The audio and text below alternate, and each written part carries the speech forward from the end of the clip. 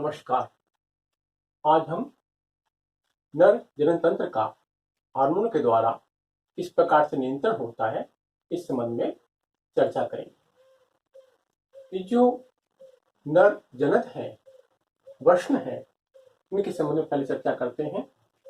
जो वयस्क नर होते हैं उनके अंदर एक जोड़ी अंडाकार आकृति के गुलाबी रंग के वृषण पाए जाते हैं और ये वृषण है ये जन्म से पूर्व उदरी गुहा से यहाँ पहुंचते हैं। इनका यहाँ पहुंचने का कारण है कि जो शुक्राणु जनन क्रिया होती है उस क्रिया के लिए जो ताप की आवश्यकता होती है वो कम होती है, जबकि दैहिक ताप 37 डिग्री टेम्परेचर उस ताप से अधिक होता है। इसलिए शुक्राणु जनन क्रिया को करने के लिए इन टेस्टिस का उदरी गुहा से यहाँ होना आवश्यक पाया जाता है। ये जो खरगोश होते हैं, चूहे होते हैं, इनकी जो टेस्टिस होती है उदरी गुहा पाई जाती है और प्रजनन काल में ये उदरी गुहा से यहाँ पहुंच जाती है। ये जो वृषण है इसकी संरचना में हम देखते हैं, ये जो एलएस है, लॉन्गिट्यूडनल सेक्शन ऑफ टेस्टिस है, इसके अंतर्गत संरचना है उसमें देखते हैं कि जो टेस्टिस है विभिन्न पालियों में लोब्यूल्स के अंदर विभाजित पाई जाती है और एक प्रत्येक जो लोब्यूल्स होता है उसमें जो सेमिनिफेरस ट्यूबल्स होती हैं, शुक्राणु जनन नलिकाएं होती हैं, वो कुंडलीमय रूप में पाई जाती है। प्रत्येक लोब्यूल में ये कुंडलीमय नलिकाओं सेमिनिफेरस ट्यूबल्स पाई जाती हैं और ये खुलती हैं इस केंद्रीय भाग में जिसको टेस्टिस कहते हैं। यहाँ आकर जो भी शुक्राणु बनते हैं वो यहाँ एकत्र हो जाते हैं। ये जो वास डिफरेंशिया है, अतिरिक्त नलिकाएं हैं, इनके माध्यम से पहुंचते हैं वास डिफरेंस के अंदर, शुक्र वाहक के अंदर। शुक्र वाहक जो होता है ये यहाँ से जो इसका प्रोक्सिमल पार्ट है, इसका अग्रभाग है, वो कुंडलीमय संरचना के रूप में पाया जाता है। तो कुंडलीमय संरचना जो होती है उसको बोलते हैं एपिडिडाइमस। इनमें शुक्राणु जो होते हैं अक्रिय रूप में संग्रहित पाए जाते हैं। जो इसका पश्च भाग होता है इस एपिडाइमस का, वहां से शुक्रवाहक नलिका के रूप निकलता है और उदरी गुहा में पहुंच जाता है। वहां पहुंचकर जो इसकी पेल्विक जो ग्रिडल है उसके पास पहुंचकर ये जो मूत्राशय से निकली मूत्र वाहिनी है उसके साथ आकर जुड़ जाता है और दोनों संधि स्थल जो होता है यूरेथ्रा के रूप में पाया जाता है।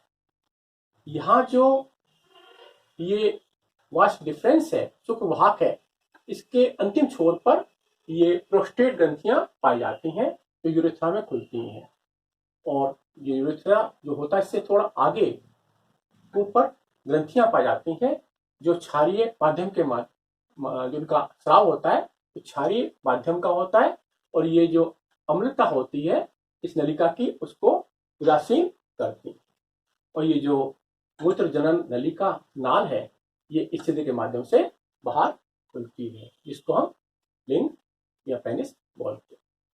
ये जो वृषण है ये पश्च क्षेत्र में जो स्कोटम है उसके साथ गुबरनेकुलम तंतुओं के माध्यम से बंधा पाया जाता है। अब हम बात करते हैं अनुप्रस्थ काट की।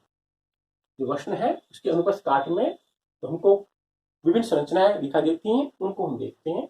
ये विभिन्न प्रकार की सेमिनिफेरस ट्यूबल्स हैं और इन सेमिनिफेरस ट्यूबल्स में जो बाहरी परत है ये जो जन्म ग्रंथियों की बनी होती है, जो जर्मिनल एपिथेलियम लेयर है ये पाई जाती है। इसमें जन्म कोशिकाएं पाई जाती हैं और जन्म कोशिकाओं के द्वारा स्पर्मेटोगोनिया का निर्माण होता है।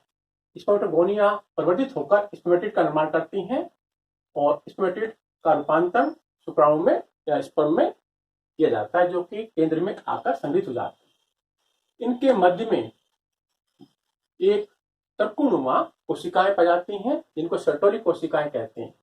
सर्टोली कोशिकाएं दो कार्य करती हैं, एक तो इन परिवर्तित शुक्राणु को और स्पर्मेटिड कोशिकाओं को आधार देती हैं और इसके अतिरिक्त ये जो सर्टोली कोशिकाएं हैं ये इनको पोषण प्रदान करती हैं जिससे ये परिवर्तित कोशिकाएं परिवर्तित होकर शुक्राणु में परिवर्तित हो सके।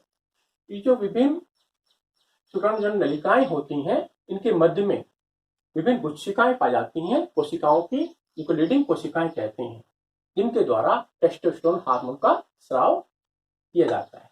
तो ये अनुप्रस्थ काट है वृषण की, जिसमें विभिन्न प्रकार की कोशिकाएं पाई जाती हैं।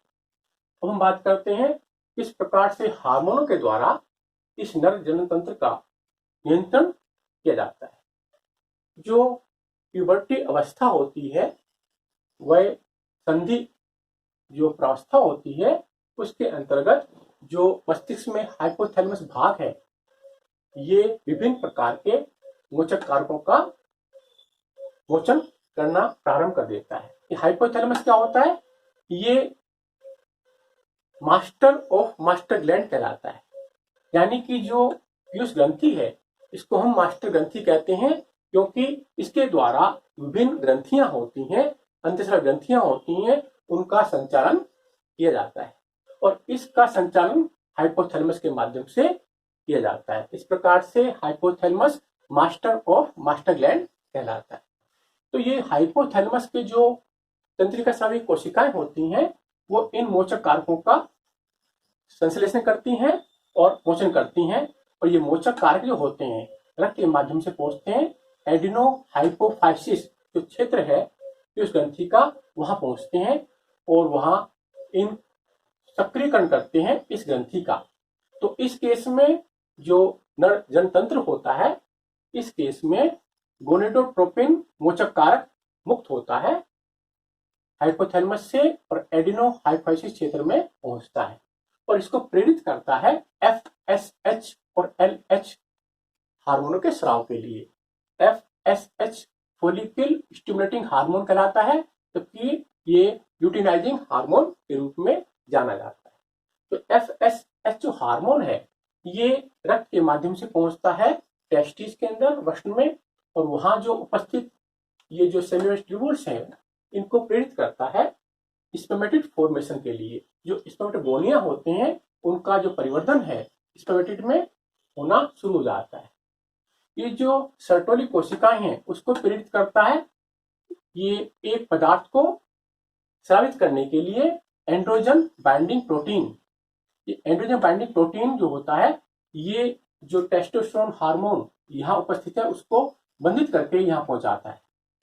ये जो लीडिंग कोशिकाएं होती हैं, ये LH की उपस्थिति में टेस्टोस्टेरोन का स्राव प्रारंभ कर देती हैं, और ये जो एंड्रोजन बाइंडिंग प्रोटीन है, इसके माध्यम से टेस्टोस्टेरोन यहाँ पहुंचता है और इसके माध्यम से स्पर्मियोजेनेसिस क्रिया को प्रेरित किया जाता है, जो कि स्पर्मेटोजेनेसिस क्रिया का एक भाग है। ये स्पर्मेटोजेनेसिस क्रिया के अंतर्गत जो स्पर्मेटिड बन रहे हैं, उनका जो रूपांतरण है स्पर्म के अंदर स्पर्मियोजेनेसिस क्रिया के माध्यम से किया जाता है, और इस क्रिया को ये एंड्रोजन जो रिसेप्टर प्रोटीन का जो कॉम्प्लेक्स है, एंड्रोजन रिसेप्टर प्रोटीन जो कॉम्प्लेक्स बनता है, वो इस क्रिया को प्रेरित करता है, स्पर्मियोजेनेसिस क्रिया को प्रेरित करता है। तो इस प्रकार से यहाँ शुक्राणु जनन क्रिया प्रारंभ हो जाती है, जो प्यूबर्टी अवस्था में बच्चे पहुंच जाते हैं।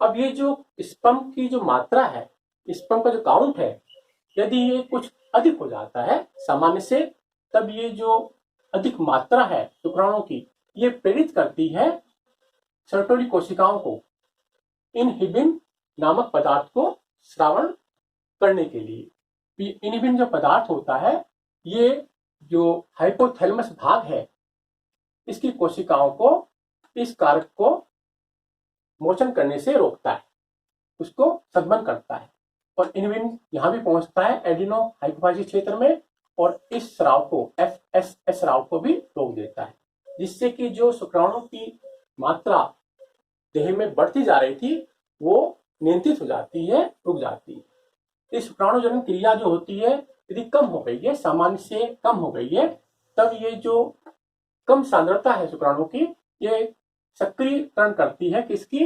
एडिनो हाइपोफाइसिस की, इसके स्राव के लिए, और हाइपोथैलेमस के इसके मोचन के लिए, जिससे कि ये अधिक मात्रा में स्रावित होते हैं, और फिर शुक्राणु जनन क्रिया प्रारंभ होकर जो कंसंट्रेशन कम हो गया है, जो सांद्रता कम हो गई स्पर्म की, वो उन्हें नियमित हो जाती है। इस प्रकार से जो शुक्राणुजनन क्रिया है वो नियंत्रित होती है इस सर्किल के, इस चक्र के माध्यम से। इधर जो टेस्टोस्टेरोन का स्रावन हुआ है लीडिंग कोशिकाओं के द्वारा इस हार्मोन की उपस्थिति में, ये टेस्टोस्टेरोन हार्मोन जो होता है लिंगी हार्मोन कहलाता है, नर लिंगी हार्मोन। और इसके द्वारा जो विभिन्न गतिविधियां होती शरीर में, उनमें से जो सबसे महत्वपूर्ण है, जो नर के द्वितीय लैंगिक लक्षण, उनकी जो उत्पत्ति है, उनका जो परिवर्धन है वो प्रारंभ हो जाता है।